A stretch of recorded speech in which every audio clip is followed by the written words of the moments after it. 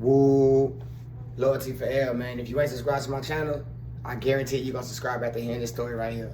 You know what I'm saying? This story right here is deep, fam. You know what I'm saying? It's going to be a little hard for me to tell because I got to watch the way I talk certain words like allegedly and unalive and stuff like that. So I'm going to try to get this to y'all right, man. So everything will be legit. Everything will be right, man. If my facts are wrong, because it's something you can go look up yourself after you hear this story. You know what I'm saying? And but if my facts are wrong, man, charge it to my memory, though, man. But I'm going to tell y'all the best way I can. But how would you feel, right? You on a prison bus. You on your way to a different prison. You on your way to Telford unit, which is in New Boston, Texas. And you know, in the back of the bus, they got a guy that sit back there with that yeah. You know what I'm saying? And he telling you like, damn, y'all on your way to Telford unit. Y'all know what just happened? And you like, nah. Everybody like, what just happened? He like, oh, it's tension with the blacks and the Mexicans. Like, it's tension. Like, why? Remember I told you about G4, G5 population? Okay, this black folk nigga on G5 unalived his celly, which was a Mexican. Like, unalived him, like, tied him up and beat him until he was, you know, unalived.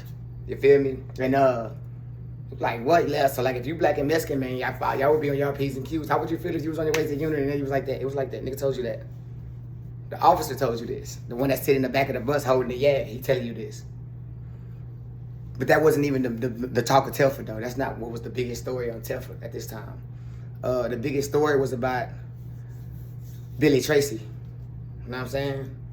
And everybody was talking about Billy Tracy because at this time that I'm going to Telford, at this time we over here, me and my brother Sleepy, I was telling you about Sophie and Sleepy, we on the bus at this time. And while we over here, the talk of the town is Billy Tracy because Billy Tracy was just over here 3 years prior to this. And now he's back because he's on trial.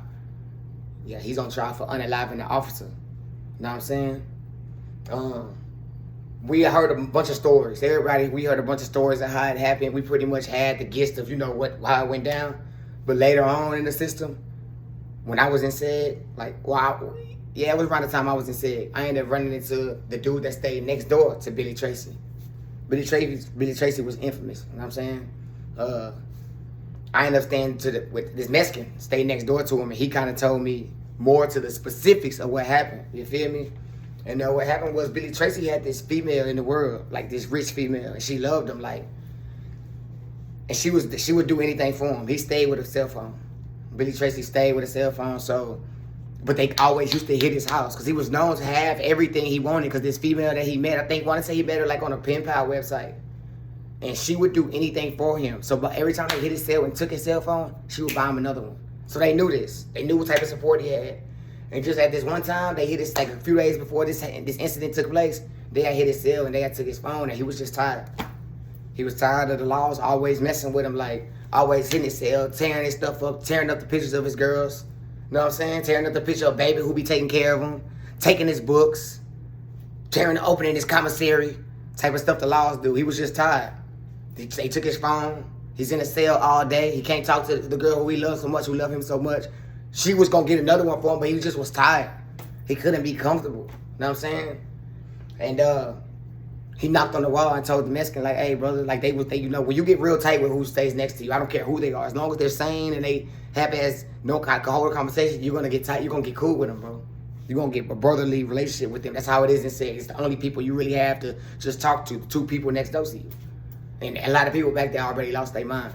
So he boom, boom, boom, hey, bro, I'm tired of this. Like, I'm done. Like, hey, bro, hold my... And Billy Tracy, one of them dudes, if he say he gonna do something, he gonna do it. Billy Tracy had been doing it to the laws since he been in the system. A few prior years before that, he had did the same thing. He ended up getting, except he didn't unalive him. Jumped on the law, he got 45 years. Another time, jumped on the law, ended up getting 10, 15 years. You know what I'm saying? And when he say he gonna do something, he gonna do it. You know what I'm saying? So he told him I'm tired. Like, he's like, nah, bro, chill, you'll get another one, bro. Like, just chill. Like, nah, bro, it's not that. I'm just tired, bro. I'm tired. You reach a point where you just be tired. Especially when you're being oppressed, like you're already caged up, and then the laws is making it, kicking you while you're down. You know what I'm saying? And his celly knew the Mexican, his neighbor. His neighbor knew. He was serious because he, like, bro, hold all my family pictures of my girl. Take this, take my pictures of this. Hold that shit, bro.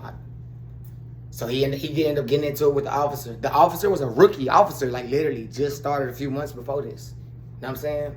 And they got into it, and he told the officer, like, I'm gonna unalive you. Officer, yeah, whatever, motherfucker. Didn't know he was dealing with. Don't know. You don't know who you dealing with. You don't know who's around you. You don't know what type of things people go through. You know what I'm saying? And he had to find a way to get out the cell now. Because you're in the cell, you have no reason, you're not coming out the cell, so he had to find a way to get out the cell. Totally. My cell's flooded, officer.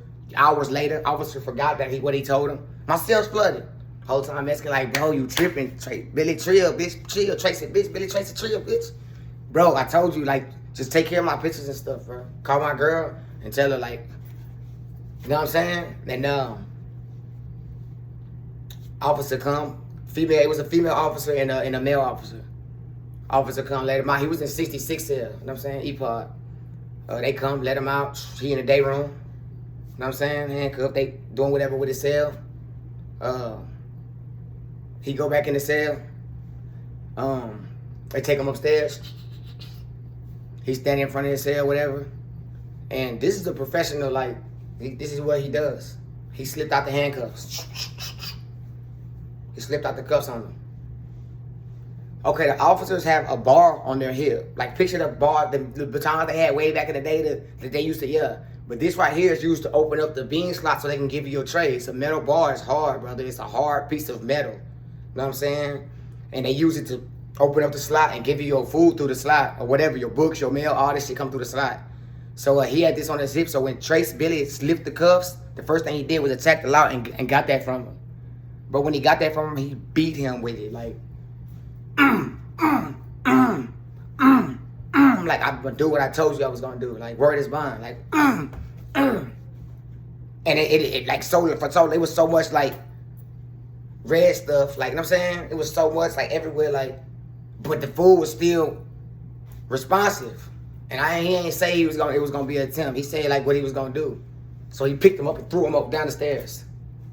You know what I'm saying? They say, man, his head looked like a cracked egg, brother. Like, you know what I'm saying? But he was still kind of alive because he couldn't just, and you got time, threw him down the stairs, took his pepper spray, because they got pepper spray on him too.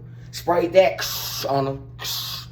After he threw him, sprayed the pepper spray all on him. Went in the cell and closed the door. So he was the talk of the town, not the folk nigga that unalived his cellie, the Mexican tied him up and to death. That was a big deal. Like, damn, it was tension with the blacks and the Mexicans, you know what I'm saying, when I got there. But Billy Tracy was the talk of the town. He was infamous, you know what I'm saying? Not just for what he did, but because he had been doing that, you know what I'm saying? And you know, prison is a messed up place like that. Like, they glorify like evil things, evil people, you know what I'm saying? Heinous acts, they glorify that. Like, that's just how it is. You know what I'm saying? Whoever's the worst. You know what I'm saying? And Billy Tracy, at this time, he was back over here on Telford because he had to go to trial. You got to go to trial in the county and to see that the crime was committed or whatever. And they end up giving him the death penalty, if I ain't mistaken. He ended up getting the death sentence while he was over. Because everybody was like trying to see what they going to do with him, what they going to do with him. He ended up getting the death penalty for that. All this stuff is common knowledge. You know what I'm saying? All this stuff is common knowledge. You can look him up. I want to say his whole name is like Billy Joel Ellis Tracy or something. Billy Joel Tracy or something like that. You can just look up officer who unalived. I mean, an inmate who unalived officer on Telford unit. You know what I'm saying? You can read this. All this is common knowledge. You know what I'm saying? He got his time for it. He has been convicted. All this. But I just wanted to tell his story again. And I want to get to the specifics of how the laws sometimes cause inmates to snap, bro. We already on edge. We already can't hug our people. We already got to watch our kids grow up through pictures. And then the laws will come and kick you while you down. They'll make it harder for you, bro. You know what I'm saying? So I just wanted to tell bro's story. This was a Caucasian guy. You know what I'm saying? Everybody's a gangster. Like, it's gangsters. Like, gangster don't got no race on it. You know what I'm saying? But shout out to him and RIP to the officer, man, who he was a rookie. He had just started working there. RIP to the officer who had got unalive too, man. And his family, shot condolence to them. But I'm right here. I'm really here for like the inmates. I do this for the inmates, and I do this for people who just want to be informed of what type of place you're probably gonna go to if you keep living like that, or you know how to conduct yourself if you don't care. You know, you don't care, because I didn't care. You know what I'm saying? But if you don't care, I'm gonna show you how to conduct yourself when you're in there. Number one rule, bro, you never know who you're around. You can't look at people and judge them and be like, because you never know or what somebody's going through next to you, because we all don't have no freedom. So that's number one, where gotta like, they stripped us of our freedom. And they do everything in their power on a day-to-day basis to strip you of your pride, your dignity, your morals, your values, what you stand for. Well, our freedom's not just took away, but while you in there, they take away the seasons. You'll sit in the cell for years. They'll take away the seasons from you, fam. Like something God gave you, they'll take away the seasons. You know what I'm saying? You don't know whether it's summer, winter, how it feel outside, what the sun look like. Yeah, you'll come out and get light and be like, yeah, I know a lot of y'all can't relate to that. You know what I'm saying? The truth is, I can sit here and I can tell these stories all day and all day and all day. But prison is something you have to experience to understand, brother. And I hope I'm touching y'all with these stories, but y'all don't even get it. Y'all don't understand the half of what it's like to have your freedom took away and have to do years and years and years and years. So like, I know y'all get in the comments and y'all play and you know shit like that, but this is really not a joke or not funny. You know what I'm saying? I'm like doing this for y'all. I'm not doing this for me. You know what I'm saying? But if you like my channel, man, if you want to hear prison content, like I say, I'm gonna keep y'all informed. But my experience, things I've seen, shit I've been through. I'm gonna keep y'all informed on prison stories that's going on right now. South End Sleepy, I'm gonna do an interview with him in a couple days. And y'all asked so many questions in the comments, brother. I'm just one man. I can't answer them all. So what I'm gonna do is I'm gonna interview Sleepy, and we're gonna answer y'all questions in the comments. We're gonna pick 10 questions every time, and we're gonna answer y'all questions in the comments through an inmate that's locked up right now in SEG, 24 hours a day in the cell. So I'm gonna give you a live interview. Me and him, he gonna be with me. We waiting on him. He got 24 hours before he able to go live on YouTube. So we have to get the subscribers up, and I'm gonna interview him, and I'm gonna ask him the questions that y'all ask me. That way y'all can hear from an inmate. You know what I'm saying? Y'all can, don't believe me, believe him, believe somebody that's still going through it. Because we did a lot of time. I did 14. I've been home with you, so he's still there. So I'm gonna do that with y'all. I'm gonna grab other inmates that got cell phones, and I'm gonna interview them, and I'm gonna ask them questions that y'all ask me in the comments, so I can try to answer y'all questions. But I know y'all want to be informed. But y'all stay engaged, bro. If you like my video, subscribe, tell somebody about it. But get in the comments and let me know the content. I've been home a year, so I don't really be thinking about this stuff all the time. But when I read y'all questions, y'all remind me of stuff. So just ask me the questions, bro. I read the comments, bro. I read the comments, and I'm gonna try to answer y'all questions to the best, especially if it's a good question. I know I can give a good video on, and that's the right time, and it can inform and it can help. I'm gonna mess with y'all like that, bro. Shout out, man. Loyalty for L. That's loyalty for life, not loyalty for a little bit, fam. I mean this shit for a long run.